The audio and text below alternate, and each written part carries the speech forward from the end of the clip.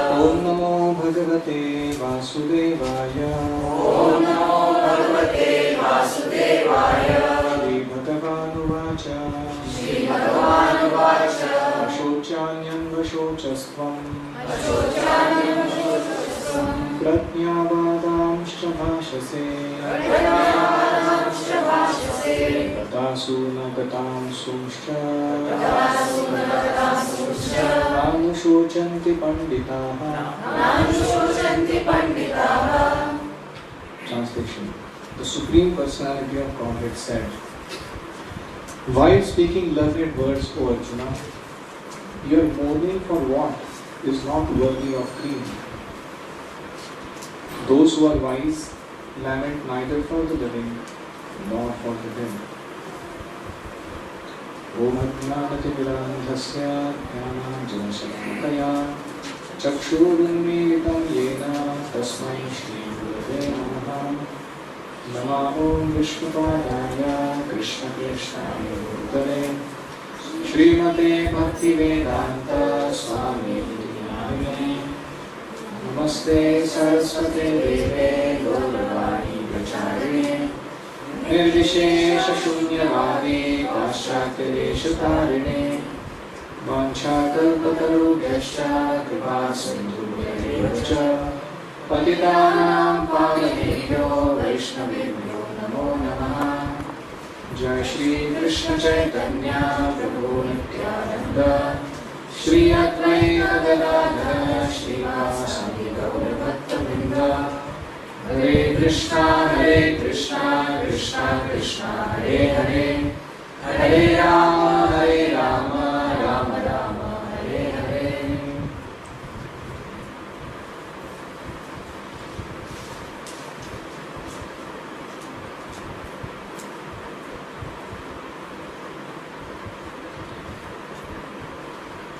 Hare Krishna. Hare Krishna. So welcome you all for studying Bhagavad Gita together. Today we are actually beginning Bhagavad Gita. Till now what was going on was Duryodhan Gita, Arjun Gita. They were all singing their own sad songs. And now this is first time ever in Bhagavad Gita that you hear Lord Krishna beginning to instruct Arjuna. Till now he had been silent. Quite a bit of empathic listening. He has been just hearing. And Arjuna has gone on and on, explaining his case. Why I don't want to fight. Compassion on bodily platform, fear of sinful reactions, destruction of family traditions. What will happen to my enjoyment and indecision? These are various reasons Arjuna gave why he doesn't want to fight the war. And now Lord Krishna is beginning a particular section called Sankhya Yoga, analytical study of matter and spirit. What is Sankhya Yoga? Analytical study of matter and spirit. It's called Sankhya Yoga. Sankhya means to count. Sankhya. So in this Sankhya Yoga, one tries to separate the soul from the material elements. You know material elements? Earth, water, fire, air, ether, mind, intelligence, ego. And the soul is actually spiritual. And this is all dead matter. And we, the more thoughtfully we try to understand our identity, who am I? One time Srila Prabhupada went to a school in America, and then he was supposed to teach to some children. They were like 4th, 5th standard children. So how would you teach a child that you are not this body, you are spirit, soul, Atma? So he called another boy and made him stand in front of the rest of the class. So he held his hand and he asked him, "What is this?" The boy looked at him. "My hand." And he asked him, "What is this?" "My shoulder." "What is this?" "My head." "My chest." "My legs." my body. And Srila Prabhupada asked, then who are you? And the boy became very thoughtful. You understand? When you say my hand, means I and the hand is separate. That hand belongs to me, but I am not my hand. It's like my watch. Doesn't mean me watch. I watch. It means my watch. Similarly, my body. When we say that, what does that mean?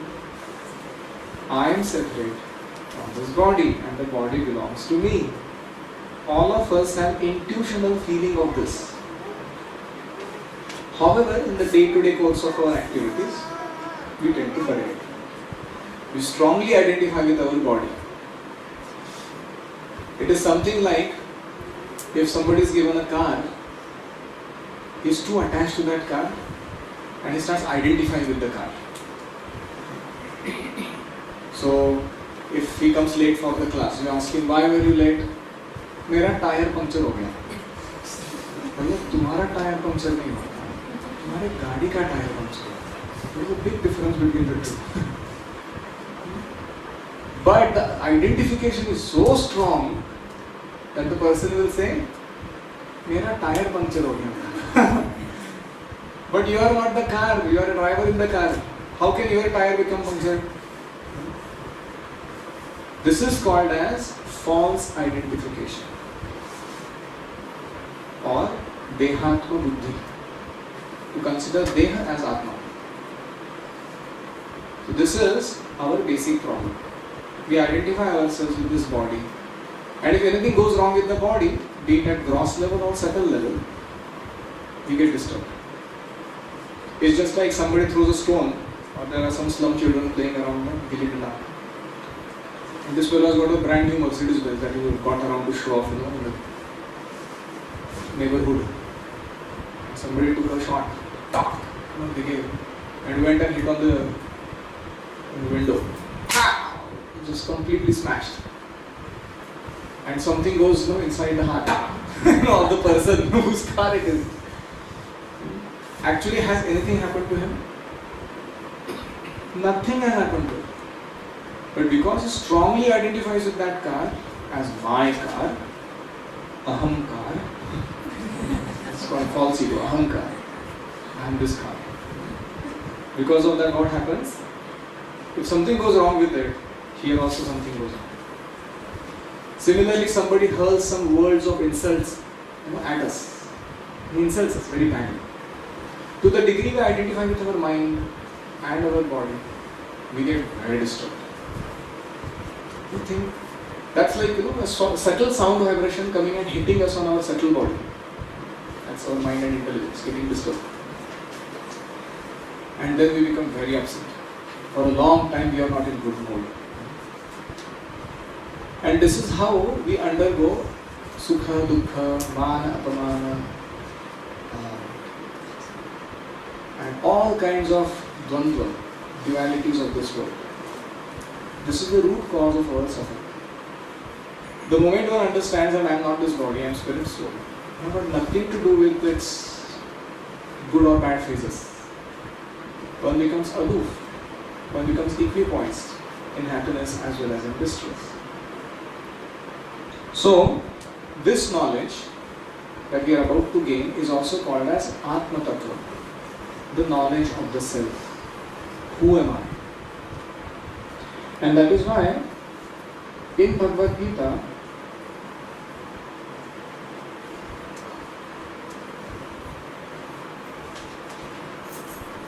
as we have earlier discussed, GITA, right? The acronym for this chapter. The first part is over, first 10 verses, surrender to Guru. If you want to come out of perplexities of life, then you must approach a bona fide spiritual master and surrender unto him. What will the Guru then do to you? Will he try and arrange for your promotion or disease-free living? Or will he try and give you some high-paying job? What is the role of a guru in our life? The role of a guru is primarily spiritual enlightenment. And guru does three things. He validates, optimizes and navigates our life and our choices. Validates whether are we going in the right direction or not based on scripture. He validates. He optimizes. There could be 100 ways to do a particular job, like parenting, for example. There are all kinds of parenting one can do. Permissive parenting, aggressive parenting, passive parenting, oblivious parenting. There are various types of them. So one amongst the whole gamut is the best. And that is what's called optimum. So Guru optimizes our efforts. And he also navigates.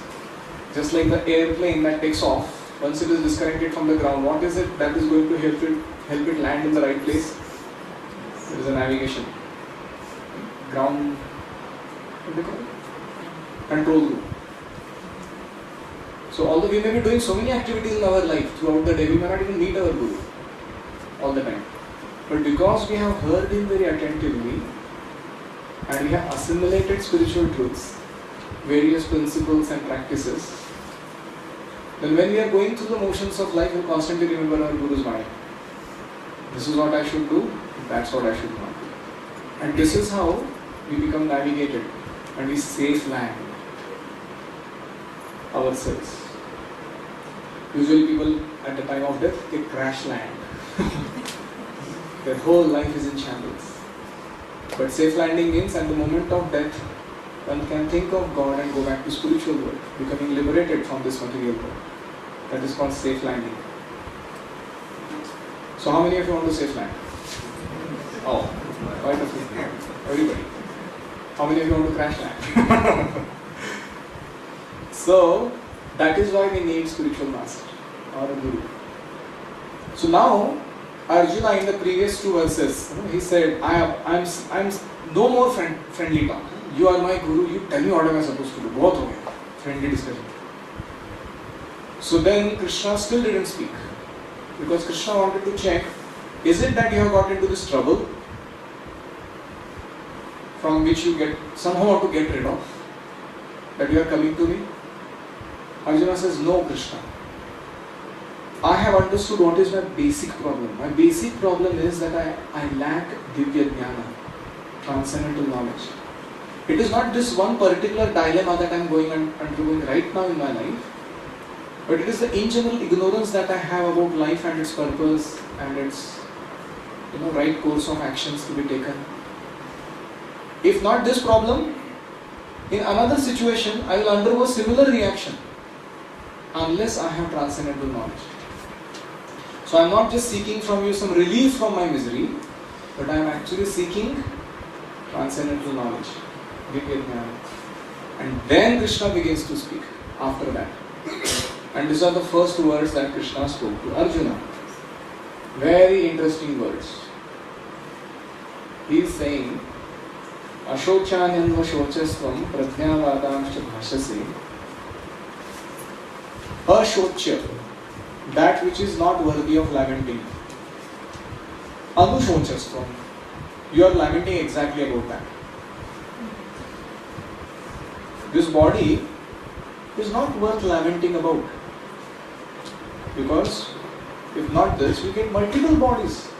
Body is not an issue. Matter does not matter, spirit does. Why? Jaan hai, jahan hai. Right? We say like that. Just like driver है, तो 10-15 car आ सकते हैं. Driver ही नहीं है तो गाड़ी का क्या भाई? So in that context, you are thinking this body is worthy of lamentation. It is not worthy of lamentation. Ashochanyanva shochastvam. You are lamenting about that which is not worthy of lamentation. And prajnavadamscha bhashase, you are speaking big words of wisdom. Krishna is remembering all the Nyaya Shastra, Dharma Shastra, Artha Shastra. Arjuna was quoting and telling him, not like this, not like that. Prajnavadamscha bhashase. You speak like a learned man and you are lamenting about that which is not worthy of lamentation. Gatasum, agatasumscha.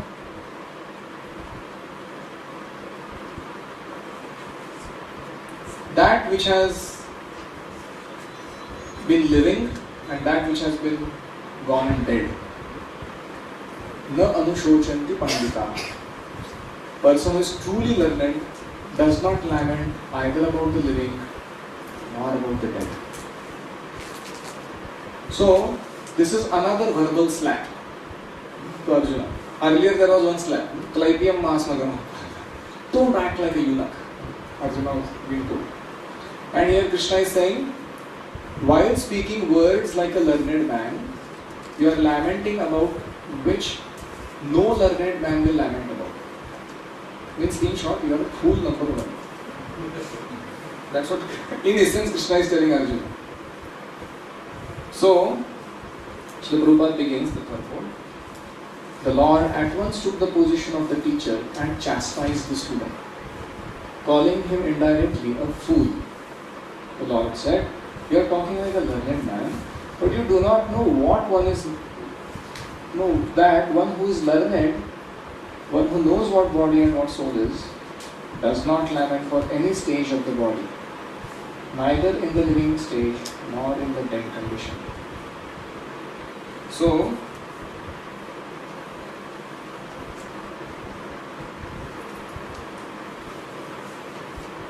first argument of Arjuna was, what was the first argument? To not fight the war. C, na? C-S-D-E-I. C for compassion on bodily platform. So that is being smashed here. Why are you showing compassion on bodily platform? Body is not permanent anyways. Even if you don't kill somebody, is the body going to remain permanent? In the course of doing this judgment, you are actually losing out on your dharma. That's why you should not show such foolish compassion. So that's being addressed in this verse. So, if we ever get a spiritual master or a guru, one of the symptoms that our relationship is bona fide is that we get chastised. Interesting? And if you are not getting chastised, you should know that your relationship is not yet very deep. That's why the Guru is being, what we call, giving the long rope. But actually speaking, in Vedic culture, if you see, not only here, everywhere, as soon as a Shishya comes to the Guru, the typical reaction is that one of the disciples presents himself in front of the Guru that I am a fool number one. Not even fool number two, fool number one. And the Guru actually has the scriptural knowledge as well as the realizations, and he speaks words of wisdom. This is the right condition in which Guru-disciple dialogue can take place. Usually it is disciple monologue, not dialogue. Disciple is going on. Okay, just like Krishna did earlier. Arjuna's monologue was going on. Fine, continue your speculation and endless ranting about useless topics. So talk substance. And therefore, chastisements are very common. That doesn't mean that the chastisements repel them away from each other. They actually bind them.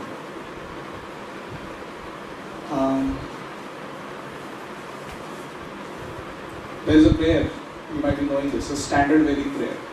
Om Sahana Vavatu Sahana Bhunaktu Sahaviryam Karavavahai Tejasvinavadhitamastu ma vidvishavahai Om Shanti Shanti Shanti.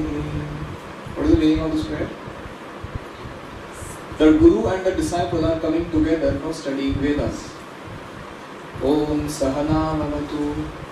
May we stay together and respectfully study Vedic literatures. Sahana Bhunaktu. May we enjoy the fruit of this study together. Saha Viryam Karavavahai. May we perform chivalrous activities, powerful activities in the service of the Lord together. Saha Viryam Karavavahai. And Tejasvinavadhitamastu. May our intelligence become illuminated, brightened. Tejasvi. Dhi means intelligence. Tejasvinavadhitamastu. May our intelligence become illuminated by this study. And interestingly, last line, Ma Vidvishavahai. May we not envy each other. You say, wow, what's that word? Because in general, every conditioned soul in this world is very potentially envious of each other. At any time that envy can come up, especially when our ego is frustrated. Immediately envy comes up without wasting time. And that is why Ma Vidvishavahai. May we not become envious of each other. And Om Shanti Shanti Shanti. Let there be peace everywhere. So the point is that in Vedic culture, the guru-disciple relationship is that of the enlightened and the ignorant. Being enlightened. Just like water flows from high level to low level. If the disciple thinks that I am on the same level as my guru, do you think he is going to get any benefit out of his association? And that is why as soon as Arjuna accepted that I am subordinate and I need enlightenment, Krishna is telling him frankly, the first thing you must try and resolve in your life is who you are. What's your identity? Without answering this crucial question, you cannot sort out other problems of your life. It is like I said that in mathematics, sometimes in the exam, you write down the equation wrongly from the sum. A plus B minus C is equal to 2. A plus B plus C is equal to 2. ऐसा गलती से लिख के लेते हो. और उसके बाद आप कितने भी सही स्टेप्स करते हो, तो आंसर क्या होने वाला है? गलत ही होने वाला है. Similarly, if you make this first mistake, identity crisis. Who am I? That itself you make a mistake. Then everything else you may do in our life is another big mistake. Although the steps are carried out very accurately in other ways. And that is why this jnana is called Atma Tattva. Identity, Sankhya Yoga, analytical study of matter and spirit. So what is Sankhya Yoga? It puts solid foundation for our spiritual life. Who am I? देखो भाई, पहले तय कर लो, तुम शरीर हो क्या आत्मा हो? अगर तुमको विश्वास है कि तुम शरीर हो, तो आगे सब कुछ, there is no point going ahead. You understand? It's like दूध का दूध पानी का पानी. You have to be really thorough with this one thing. Because if you are spirit soul, then there is something to talk about spiritual life. And if you are already this material body, then don't waste time with us. Just go on with your enjoyment, live life king size, then cat size, rat size, dog size, eventually. You know. So that's all that life can offer. So, who am I? That first has to be resolved. So unless we are convinced that I am not this body and spirit soul, there is no use talking about spiritual life. Of course, there is use in even enjoying material life properly in following Vedic culture. But then this requires some, what we call consensus. Second is, this knowledge awards us titiksha, tolerance. One of the wonderful qualities to deal with this material nature is tolerance. This material nature is designed for frustrating our attempts to enjoy. The jiva has come into material world to enjoy. And why has God designed the material world? To, in due course of time, frustrate his attempts to try and enjoy. So, material nature will impose so many troubles, tribulations on a mind and body. One has to learn tolerance. If one has to remain even sane in one's life. Otherwise, you will get crazy. In modern times, you can see people have so many stress, depression, anxiety, suicidal tendencies. Where does that come from? Wrong identity and lack of tolerance. Third, saves from Tattva Vibhrama. Tattva Vibhrama means wrong philosophy in life. Thus from pseudo-spirituality. Once we get clear about this knowledge that we are about to learn, we will be freed from pseudo-spirituality. You understand pseudo-spirituality? People do rituals, but they do not know the substance behind those rituals. That is called pseudo-spirituality. Often you ask them, why are you doing what you are doing? They have no explanation for it. Just a sentimental thing. You know, there was one home, and the marriage was taking place. So, as soon as the Varavadhu were being brought together, somebody started shouting, "Hey, get a basket, get a cat." I said, "What?" They said, "No, I remember in my marriage, when I was getting married, my grandmother had shouted similarly, and we had arranged for this. We had got a cat and we had put a basket on it. And then only the marriage took place." I said, "Okay." So they somehow ran around here and there. Somebody got a basket, somebody got a cat also. They put them under it, and then the marriage took place. So one fellow was kind of fascinated by this, interesting ritual. So he asked, who you said told this to be done in the marriage? They said, "My grandmother." So he went to the grandmother. So who told you this ritual to be done? So he said, "My mother." So then they went to that one. She was also alive. And like that, when he finally found out what had happened actually was that while the marriage was taking place some century back,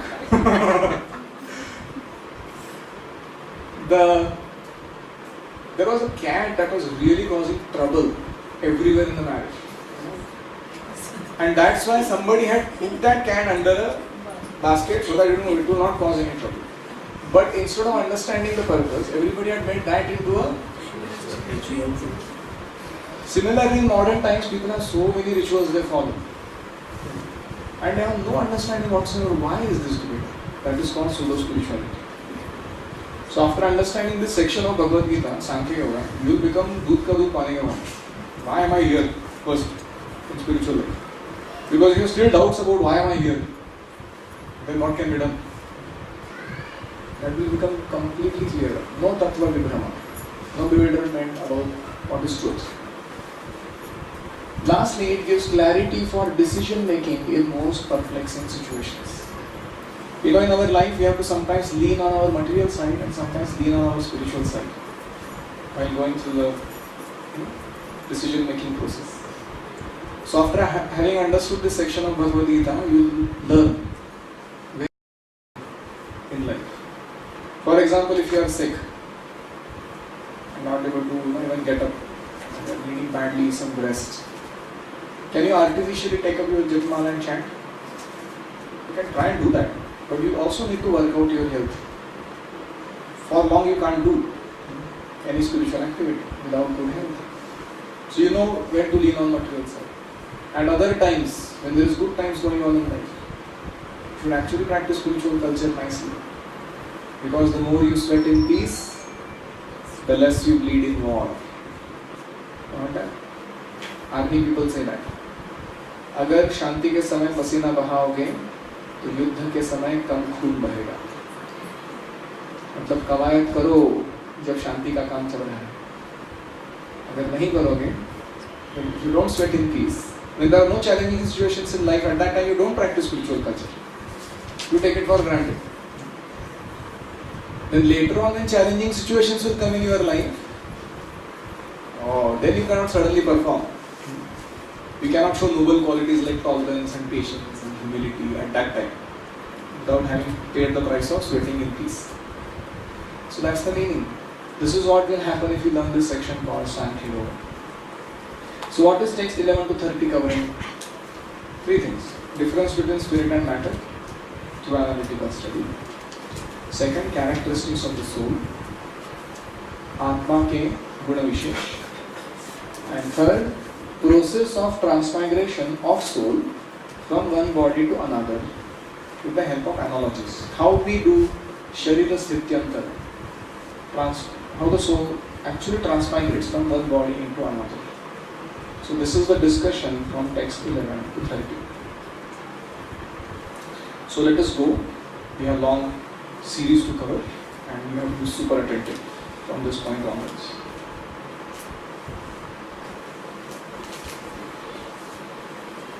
This is verse number 12. Natvevaham jatu nasam Natvam neme janadhipaha Nachaiva na bhavishyamaha Sarve vayamatam param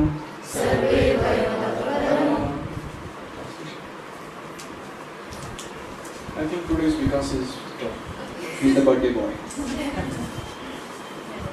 Never was there a time when I did not exist, nor you, nor all these kings, nor in the future shall any of us cease to be.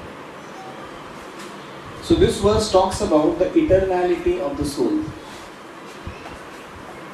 Krishna is saying, Arjuna, you, I, Krishna, and all these kings. Never was there any time when all of us didn't exist in the past. Now also we are existing as individuals. And nachaiva na bhavishyamaha.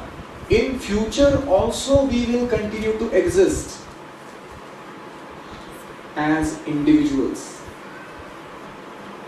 So two things are conveyed. Eternality and individuality of soul. Souls with each other and soul and God. Means soul never merges into God. God is God, is an individual, supreme prime individual, and we are also individuals. And that is the meaning of Nachaiva na bhavishyama. Nor in future also there shall be ever a time where we cease to exist. We retain our eternality as well as our individuality. There are people who say like that, right? We merge into God and become one homogeneous with Him. So Nirakar, the Vishesh energy.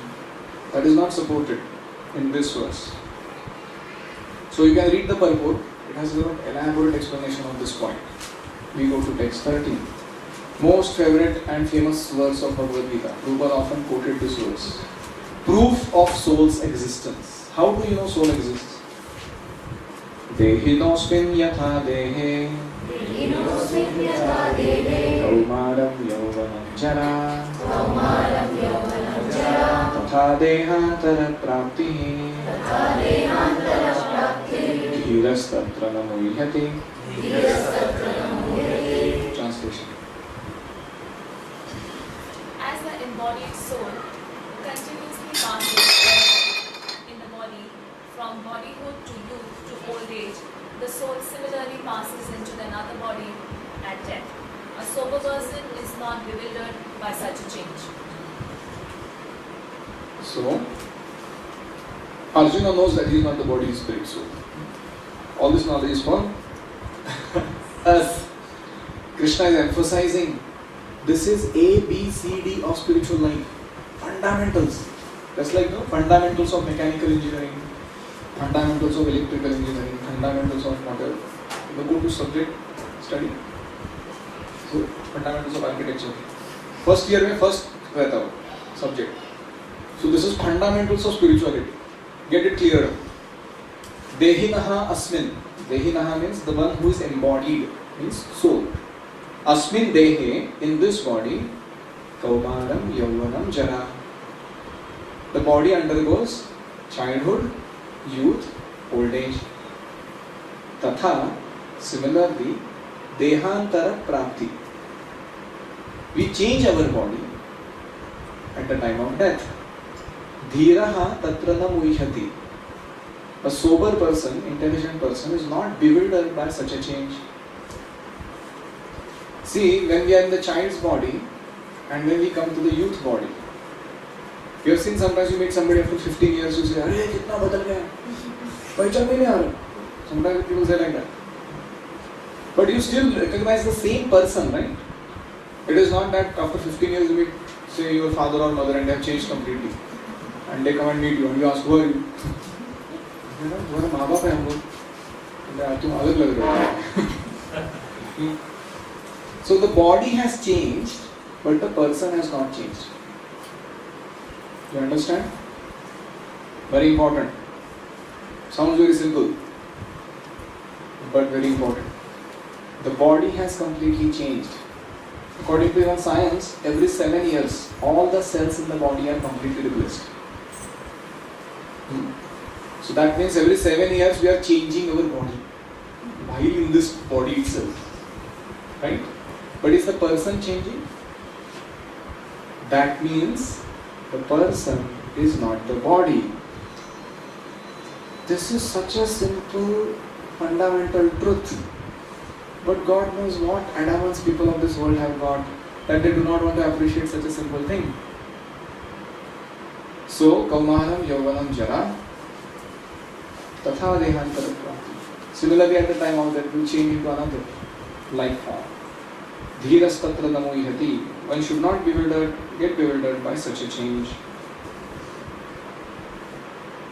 So, people have such a strong identification with this body that they cannot think of themselves separate from the body. Sometimes it's horrifying for them. कैसा हो सकता है? So one time our Purna Chandra Prabhu, he was giving a lecture in American University. Same topic, science of reincarnation. What happens after death? So he was speaking very emphatically. You are not that body. Your spirit soul, like that. So an old professor was there in the audience. He raised his hand. I have a question. What is your question? If I am not my body, then whose body am I? You understand? Because I have to be body only. If not my own body, then somebody else's body I have to be. This is called Dehatma Buddhi. We are so fixed that nothing can work otherwise. So if I am not my body, then whose body am I? Very innocently he was asking. So this is how people are in this world. So we should be careful with this one. Now after you gain this knowledge of Atma Tattva, you are not this body, you are spirit soul. What is the application of it? That is in the next verse. Matra sparshastu kaunteya Sprshastu Kaunteya Shitoshna sukha dukkhadaha Shitoshna Sukha Dukkhadah Agama apayino anityaha Anapayeno Anityaha Tam stitikshasva bharata. Tam Sthitishasva Bharata. Translation.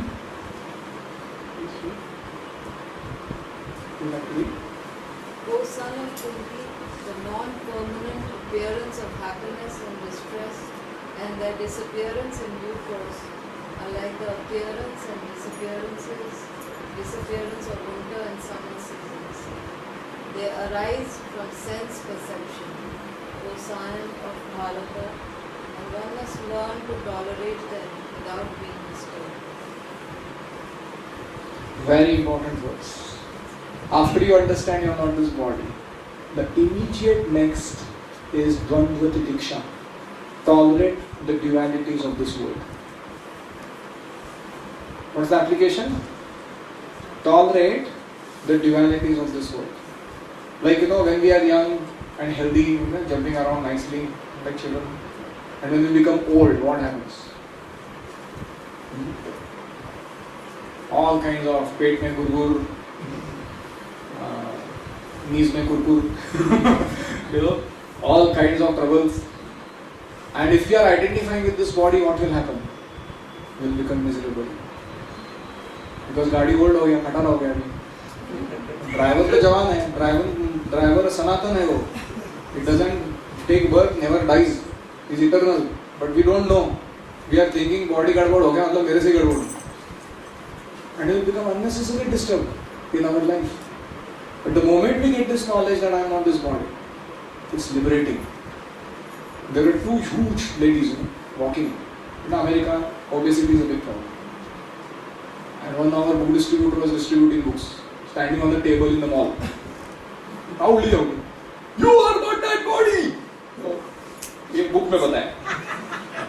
So that lady looked. What a relief to hear that. See, all our troubles are because we think we are this body. We need Fair and Lovely. For what? Because they are dissatisfied with our color of the skin. We need, this facelift, that surgery, and all this beautician business is running on the basis of this only nonsense. That I am this body, and upkeep of the body. अरे car को कितना भी चमकाओ, वो driver को खाना नहीं खिलाओगे क्या कुछ फायदा होने वाला तुम्हारा? But no, the whole civilization is geared up for this business. They have no other thought in their head, and that is why they are miserable. No matter what they do, at the end of the day, nobody is satisfied. No matter what material facilities are made around to enjoy, there is no satisfaction of heart. That is why Krishna says, Titikshasva. Dvandva titiksha means tolerate the dualities of this world. So matra sparsha means contact of the senses with the sense objects. That is called matra sparsha. What does it lead to? Shita, Ushna, Sukha, Dukkhada, pleasure, pain, heat and cold. You experience. So that's the matra sparsha. What is the nature of that matra sparsha further? Agama, apayanaha, anitya. It comes, it goes away. It is always temporary. Just like sukha is temporary, even dukkha is temporary in this world. Just like mana is temporary, apamana is temporary in this world. Good news. Isn't it a good news? There was a king, I told this story, and he was told by one challenging intellectual who came to his court that I am gifting you this ring. I want you to write something on this ring. When you read it, when you are happy, you should become unhappy. And when you read the same statement, when you are unhappy, you should become happy. ऐसा एक statement लिखकर दिखाओ. The king was scratching his head. He called all his Navaratna, mantris. अरे भैया, हमारे kingdom के इज्जत का सवाल है. ऐसा कोई intellectual आके challenge देकर गया है. कुछ करो. So there was one very, very nice intellectual mantri he had. So he said, I know what to write. So he wrote something, carved on that ring and gave it back. You know what was written? This too shall pass. So then the king would become too happy about something. He would read, this too shall pass. He would completely spoil his fun. And he would sometimes become overly miserable in life about something that has gone wrong. This too shall pass. Wow, that's nice. So agama, apayana, anitya. They are all temporary. Good news. Even if you are suffering now miserably, chill. That's temporary. Anitya. And therefore, Tam Titikshasva Bharata. This is an instruction Krishna is giving. He is not suggesting. Titikshasva is, you must learn to tolerate it. It is not I am suggesting you to tolerate it. You must. Tam Titikshasva Bharata. By this titiksha, what will happen? You will continue to do your duty. And in due course of time, you will become self-realized. By tolerating this dvandva and doing your duty towards the worldly affairs and towards God. Both. You should continue. So, this shloka is the basis of what modern management gurus call as proactive behavior. Proactive behavior means in a provoking situation, between the stimuli and the response there is a gap. And how you exercise that gap by using your free will decide your destiny. And the wise people are those who pause, who reflect, and then respond to provoking situations. Because they have titiksha. They are not impetuous, reactive. They don't act by instinct like dogs and cats. Human being means he is proactive. He consults God-given superior intelligence before giving a response to a provoking situation. That is called titiksha. And this is a transformational point of our life. If we can learn this practice. Guruvat gives many examples in the Purport. First example he gives is taking bath early in the morning. Interesting. Many of us think, oh, पानी बहुत cold है, गला भी जाना है, लेकिन क्यों जाना है? थोड़ा सो जाओ. So, titiksha. Right now, do your duty. For the sake of doing duty, you should learn to tolerate all this duality. Another example Prabhupada gives is the lady cooking in the summer season in the kitchen. It's hot, it's troublesome, but she loves her family, so she cooks. That's another example. One should continue doing one's duty. And third example is Arjuna's example. To fight is his duty. Sometimes he has to fight against enemies, and sometimes against family members, because they are standing on the opposite side of adharma. So he cannot say, oh, now I will not fight. No, not allowed. Tolerate and do your duty. So these are three examples. First one, bath. Second, cooking in the kitchen. And third, Arjuna, must fight. So that's the application. Somebody may say, अरे इतना tolerate करना बहुत कठिन है प्रभु. ऐसा थोड़ी ना आसान है. बोलना बहुत आसान है.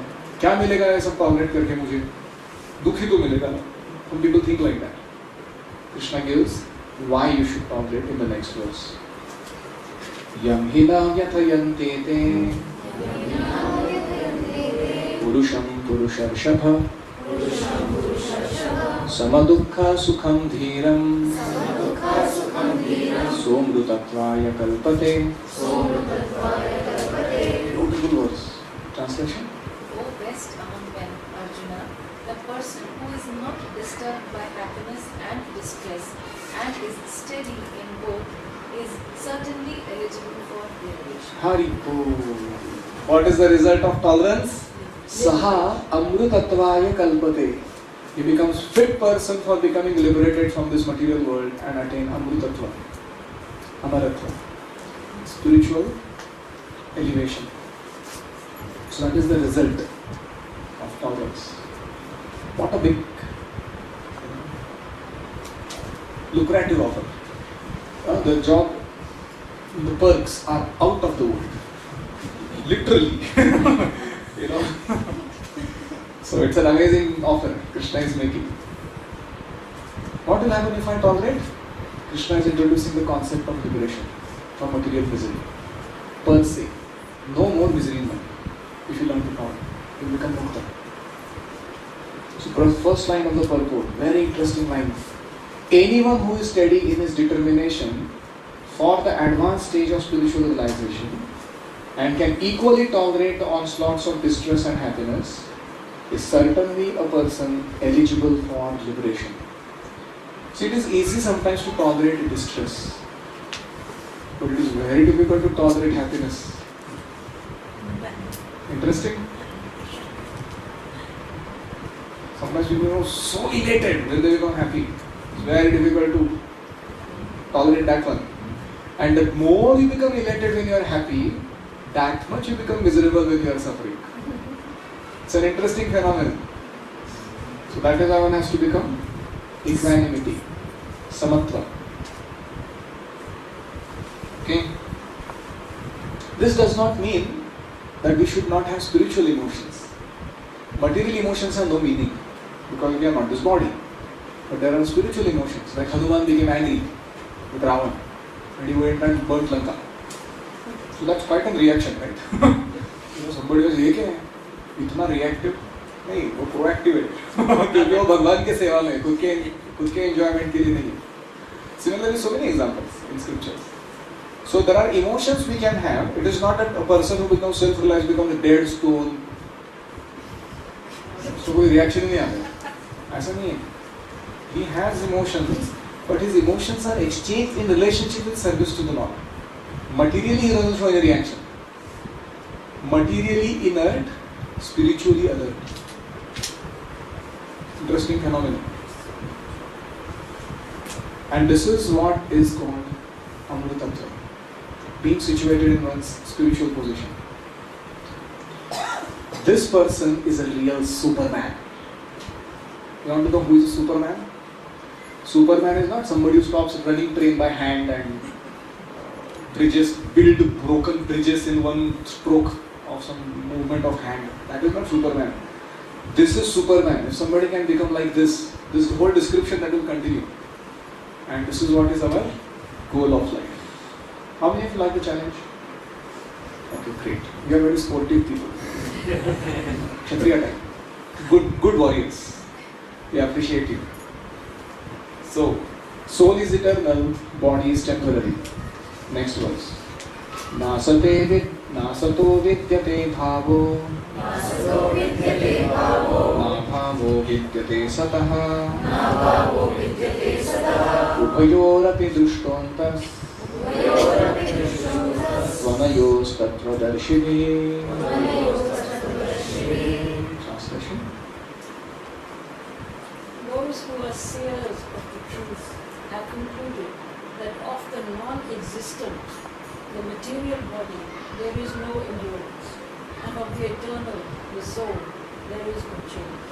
This they have concluded by studying the nature of both. This is a very mystical shloka. The way Krishna is Nasato vidyate bhavo. The word, he is playing with the two words, bhava, abhava, sat and asat. And he is interchanging them.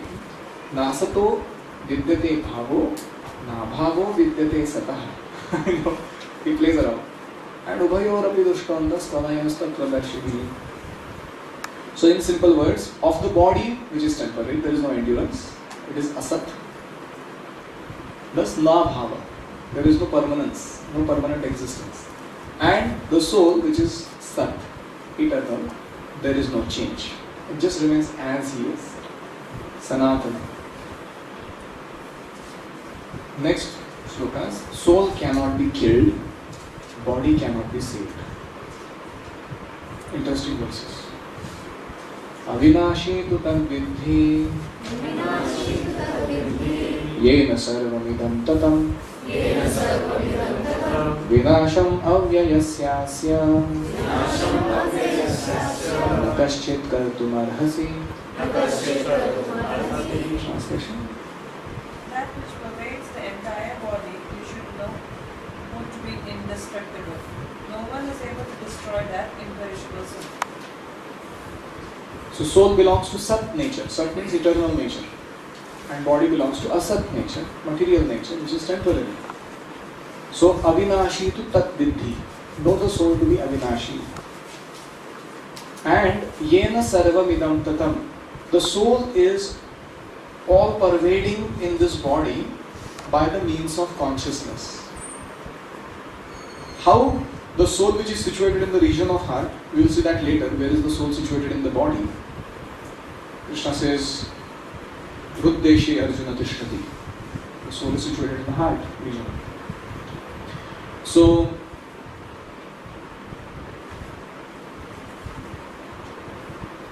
how is it that staying in one region of the body, are we aware of pleasure and pains anywhere on the body? In any surface of the body?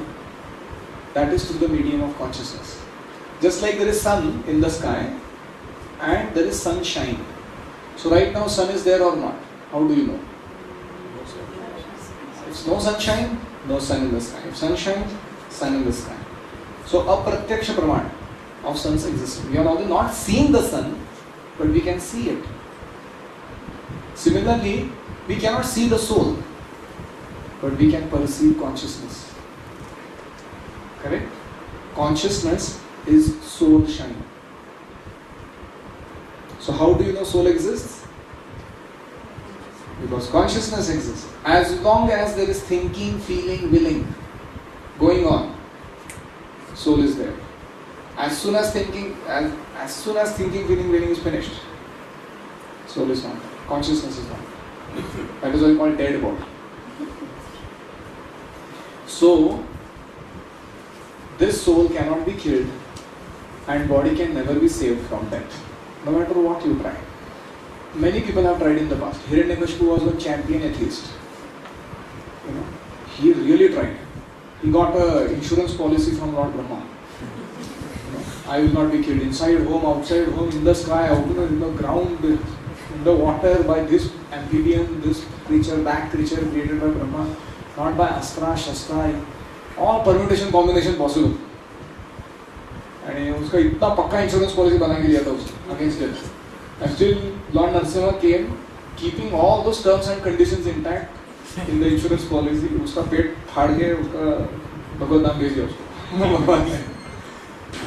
So this is called champion atheist being defeated by God in his attempt to become immortal. He wanted to make this body eternal. Krishna is giving a simple formula: practice spiritual culture, soul is in is eternal. Why are they trying to make this material body eternal? क्या point क्या है तुम्हारा?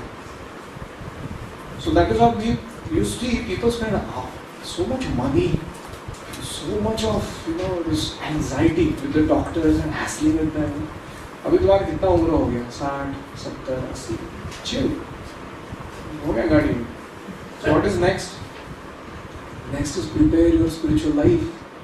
You can actually attain immortality in this very short period of time that you have got. And one should not waste any moment.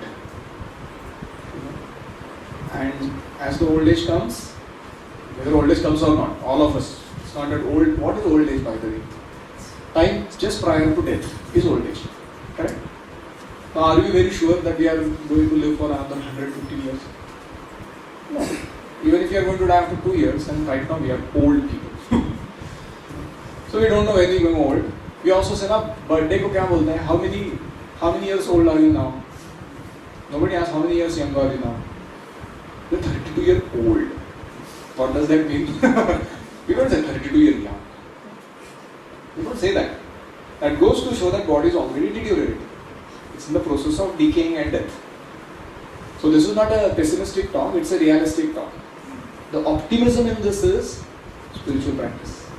You can extend, you can actually relive full potential because you are actually spirit soul. You don't have to worry about this dwindling and decaying body. Last verse for the day. Antavanta ime deha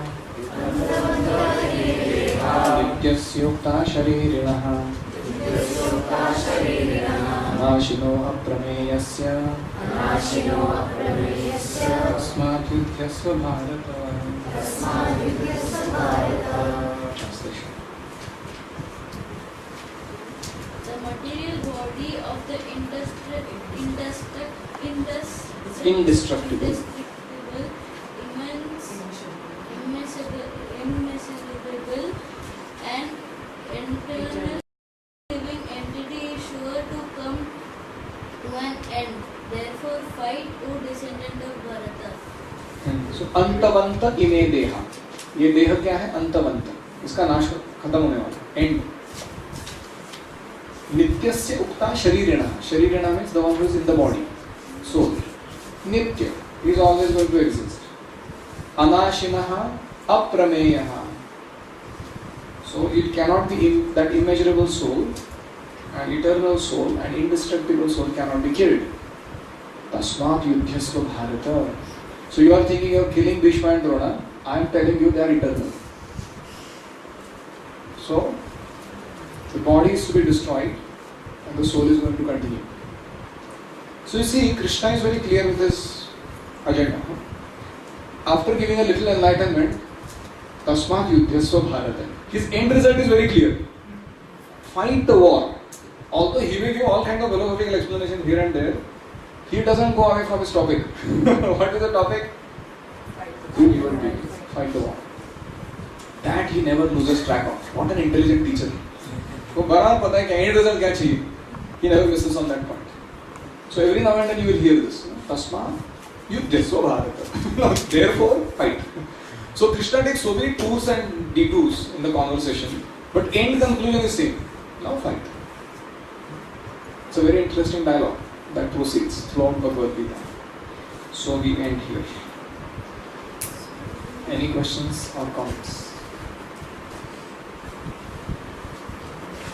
So you are liking Sankhya Yoga? Yes. Wonderful. Yes. On the one hand, you said that every 7 years the body renews itself. Cells. So it's essentially young. So then, how do you say this body has to die? No. The cells in the body change, duplicate, but the potency of the body in the growth stage is different and in the dwindling stage is different. The potency also reduces. There is birth, growth, byproducts, dwindling and death. So there is a high curve and then there is a low curve in the body.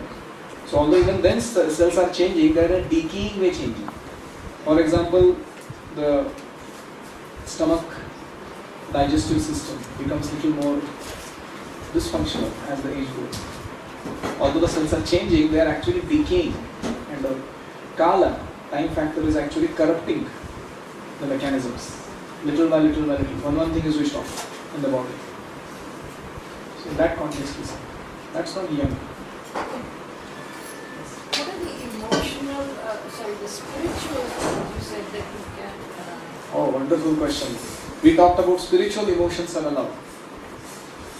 See, all of us experience various types of emotions. Hasya ras, laughter. Vibhatsa ras, ghastliness.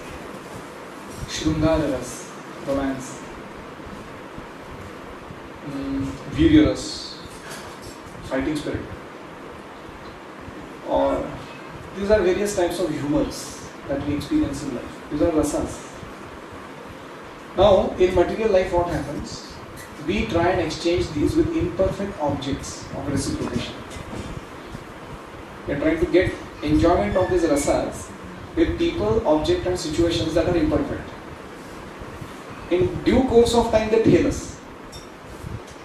Because even if a perfect relationship, there will be separating sword of time. So it is not permanent, it's temporary. And this is what is causing frustration to the soul, because soul wants this exchange, reciprocation from a perfect person in a perfect situation, in a perfect manner, eternally. That's the longing of the soul. That's why people write so many songs, right, about the ideal love, that they want to experience in their life. So that is with God. God and we are made for each other. Of course, we can exchange nice relationship with everybody around here, provided our ego is not in the center, God is in the center. Then also we can exchange good rasa with each other. But in due course, what happens in material relationship is that the selfishness creeps in. And then that relationship gets formed. That exchange becomes corrupt. And you feel dissatisfied. शादी से पहले मैं तुम्हारे लिए चांद तारे तोड़ कर लाऊं. Wow, what an option. So जाओ तोड़ के लाओ. नहीं वैसे सिर्फ कहना रहता है. You can't really do such things, but that's an expression of love. But then, so the point is that exchange can become perfect, provided God is in the center.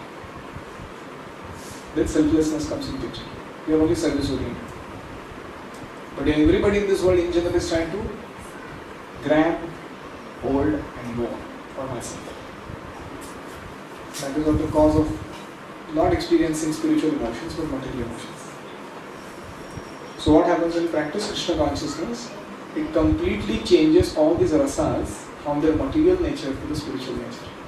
In fact, even with people who are ordinary living beings of this world, they are not yet devotees, but you are having some exchange with them in a God conscious way. You actually relish spiritual rasa with them. It is a power. So just like we said, how many zeros are needed to make value? If you have 1 crore zeros, will that make any value? No. But if you put 1 before all those zeros, suddenly they get value. Similarly, we have money, big zero. But at the time of that, everything will be finished. You have big reputation, another big zero. You have super technological knowledge, another big zero. And you are a most sensitive, caring, loving person, and everybody loves you like anything. Big zero. But as soon as you add Krishna, the 1 before all this, every zero gets a meaning. Because then it builds your eternal bank account, which is indestructible. And that is the purpose of our life. Any other? Yes. It looks that the real truth of our life is the service of God. You got it. You deserve, I don't know, Nobel, Pulitzer, all prizes in the world. It seems like, yes. Yes. And God itself, when preaching Arjuna, that you kill everybody here, what sort of a Service. it is? Interesting. We have to see it from two perspectives. One is just like a doctor. If there is a gangrene in the body, to survive the rest of the body, this part has to be amputated. So when the doctor does that on the body, do you call the doctor violent? He is, but for a benevolent cause. So violence has utility. All violence is not bad. So God, in the social body, there is a gangrene of some people who are not following the true principles of religion. They are corrupting society, like Duryodhana, who put pleasures before principles and do anything they want. So that part of the social body needs to be removed. And that violence is a necessary violence and it's a benevolent violence. And that is service to the rest of the body. So that is first paradigm. That violence is necessary, but it should not be whimsically taken up. Second understanding is that how is it service? Service is defined in terms of आत्मेंद्रिय प्रीति वांछा तारे बोले काम, कृष्णेंद्रिय प्रीति वांछा धरे प्रेम नाम. When we want to enjoy our own senses, that is called kama, lust. But krishnendriya priti vacha, when you want to satisfy God's senses, that is called prema. You know what is the nature of love? Nature of love is that you don't seek anything, but you give pleasure to the beloved. And nature of lust is you seek pleasure no matter what else the other party has to pay for. So in this context, Arjuna was perfectly satisfying the senses of Krishna by fighting this war in creating. This is called rasa exchange. Similarly, when the living entity unites with the Lord, he becomes happy. So we have to understand that in that context. I was giving that earlier example. If the hand wants to enjoy rasgulla, what it has to do? Put it in the stomach. Stomach is independent enjoyer. Hand is dependent enjoyer. So we are Amsha, God is Purana. So Amsha has to serve God to become happy. So everyone in the society adopts this policy, you will see whole society becomes flourishing. And the more we try to independently become happy without feeding the stomach, we can never become happy.